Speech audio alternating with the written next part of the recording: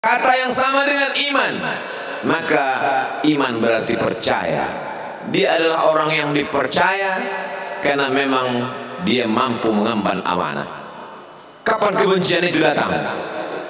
Kebencian itu datang ketika dia naik ke atas bukit Sofa dan dia berkata kepada semua penduduk Makkah, seandainya aku katakan di balik bukit Jabal Abi Qubais yang besar, gagah, perkasa, tinggi, menjulang ini ada pasukan musuh yang akan menyerang kita, apakah kalian percaya?